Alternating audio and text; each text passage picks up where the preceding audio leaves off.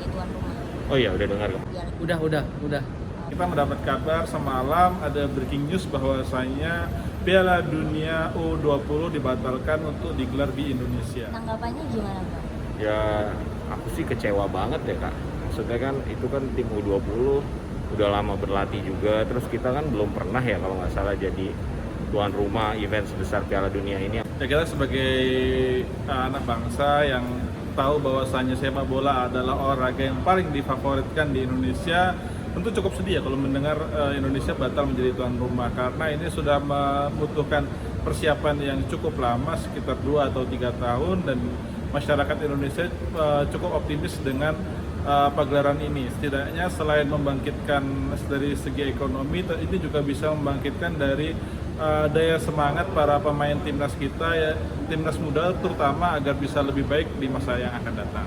Kalau menurut saya sih itu udah resiko kita ya jadi tuan rumah, gimana caranya kita bisa menerima tamu-tamu negara lain. Terus kalau kemarin saya lihat di banyak media-media timnas Indonesia itu sangat sedih ya, nangis ya, karena kan mereka udah bertahun-tahun latihan, terus pupus udah sih harapan mereka buat bermain di kancah internasional. Dari prediksi aku mungkin FIFA akan ngasih sanksi sih mbak. Dengar-dengar sih kemungkinan besar bisa di-ban malah ya, karena kan Indonesia juga ada masalah pas di Kanjuruhan itu kan yang banyak korban meninggal gitu sih. Misalnya nanti FIFA ngasih kesempatan kedua Indonesia jadi tuan rumah, harapannya gimana Bang? Oke, kalau kita diberi kesempatan yang kedua, pertama kita harus memperbaiki beberapa hal. Yang pertama, pernyataan publik. Pernyataan publik kita harus antara pejabat publik dan pejabat publik satu yang lainnya, antara gubernur yang ada di daerah dan pemerintah yang ada di pusat harus sinkron satu sama lain. Jangan sampai terpecah belah seperti yang kemarin. Bagaimana pemerintah pusat sudah mengatakan akan digelar, tapi di pemerintah daerah menyatakan pembatalan. Hal ini tentu sangat berdampak fatal. Lalu yang kedua, secara infrastruktur kita harus juga dipersiapkan. Karena apa? Karena pertandingan ini berskala internasional.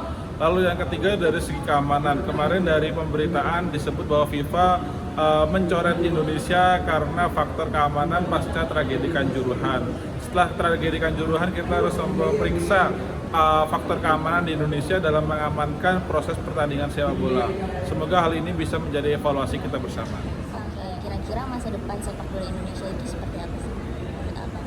Kalau menurut aku sih selama nggak dicampur aduk tadi sama politik sih harusnya bisa bagus ya masa depan Indonesia, terutama kan pemainnya sekarang juga udah bagus, terus dilatih pelatih dari asing juga lebih bagus prestasinya, harusnya sih bisa lebih bagus. Menurutku sih semoga sepak bola Indonesia itu bisa berubah ya, biar prestasi-prestasi terutama anak-anak bangsa yang suka sepak bola itu bisa termotivasi untuk bisa lebih maju sih mbak.